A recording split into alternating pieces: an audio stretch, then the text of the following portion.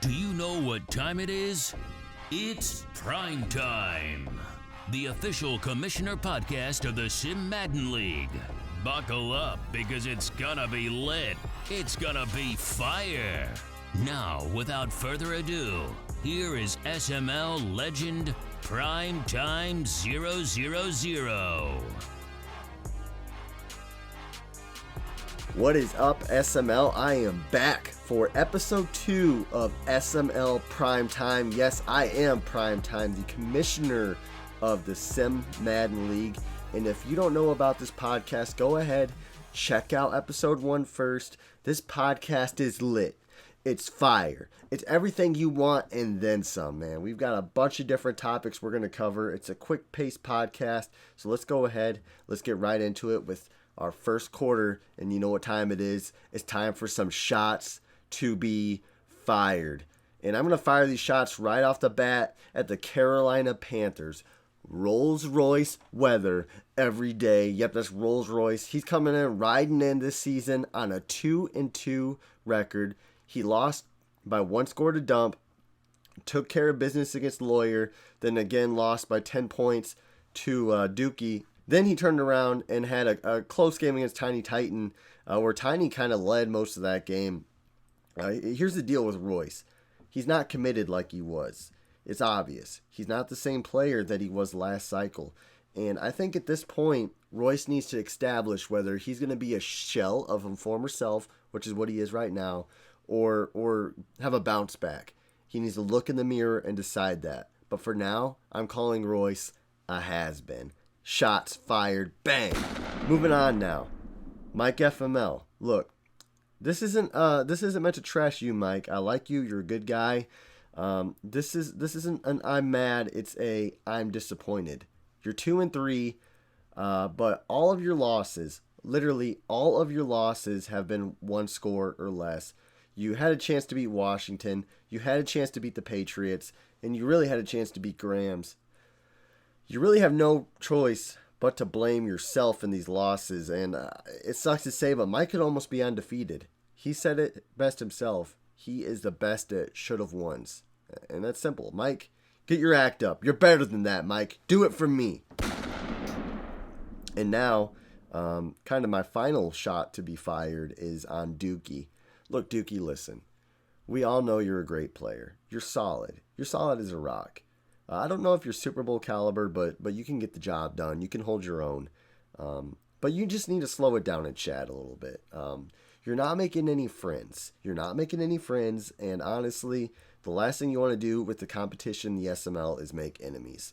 So really, Dookie, just lighten up a bit. Just cool down with your hot takes. That's all. So mini shot fire there at Dookie. Anyway, now we're going to stop talking about Dookie. I'm being hacked again. I think it's... Here's my thoughts on little Dookie. That kid needs to learn a thing or two about humility. He's arguing with everybody in chat. They all tell him he's wrong. He just keeps on going. Son, hit sticking ain't gonna win you a Super Bowl in the SML. You need to learn how to play the game properly from one of the SML OGs.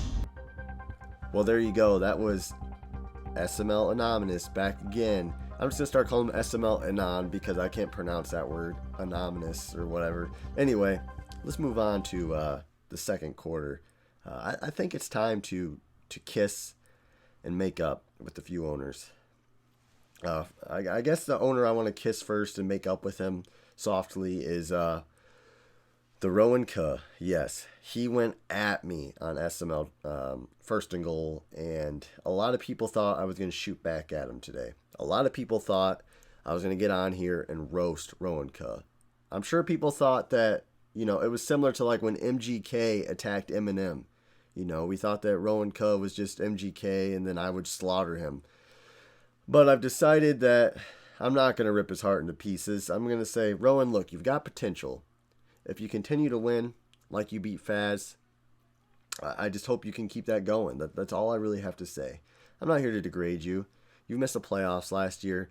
I hope you can ride the ship and you can continue your winning ways and build upon that big win. So Rowan, look, let's just be cordial here. I don't have reason to have beef with you. So let's move on now. No Overlord. You've been pretty bad lately. I'm not going to lie, you've lost a lot of games. You are probably the biggest disappointment this cycle.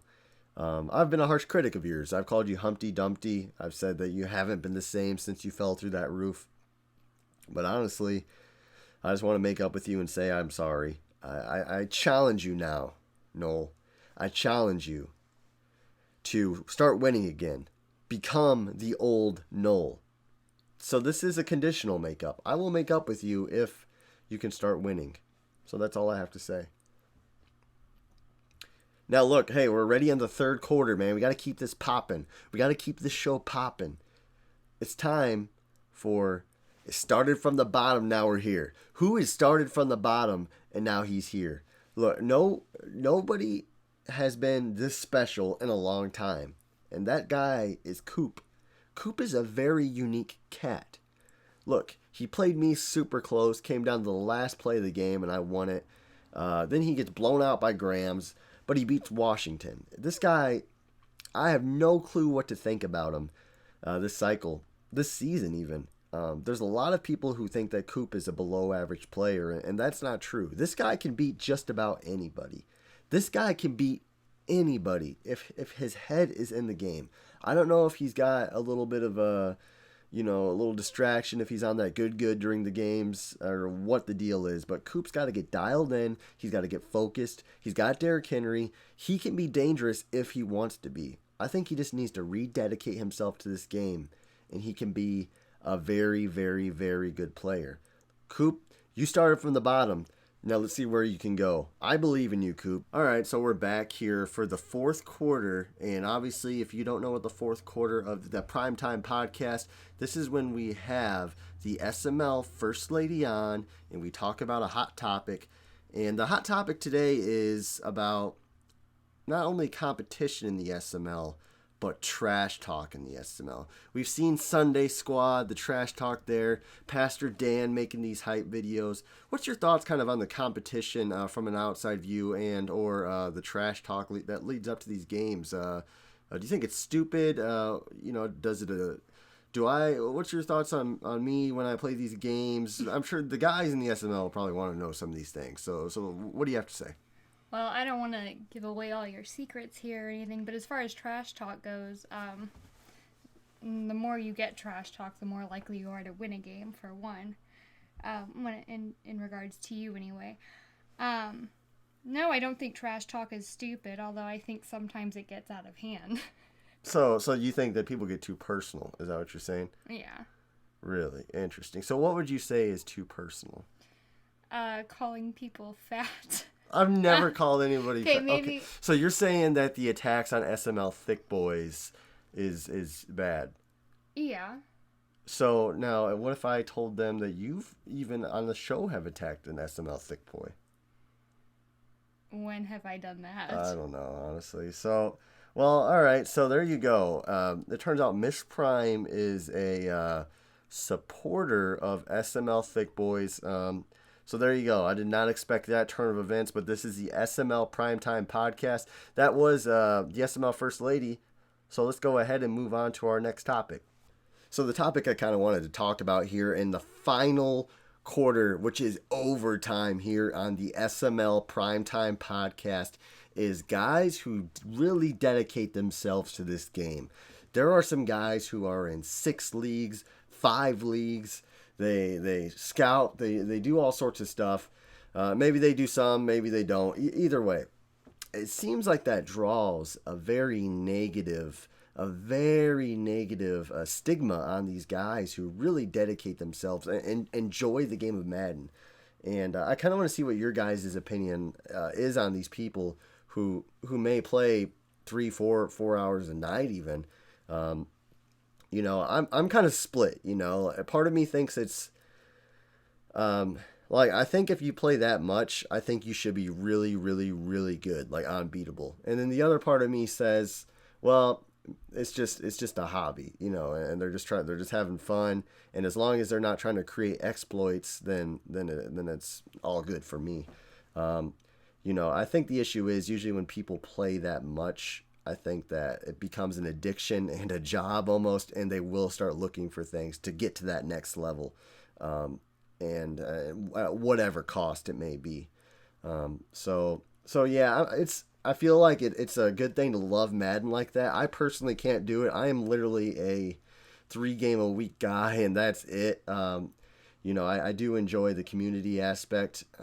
I am probably pretty dedicated to chat, even when I'm not posting, I'm there. So what I don't do extra in the Madden game, I feel like I do contribute to the league with my efforts. Anyway, what's your guys' thoughts? It's brought up often, but not even playing in 2 leagues, but where's that balance at for you? Where is that balance at for you? Is it playing in a bunch of leagues? Is it dedicating your time and resources to 1 league, 2 leagues, and how do you find that balance? But anyway, that's all I really got, guys. This is SML PrimeTime. I am PrimeTime signing out. And if you listen to this podcast, make sure to check us out on our website, simmaddenleague.com. Like us on YouTube, subscribe, all that good stuff. And you guys have a good night.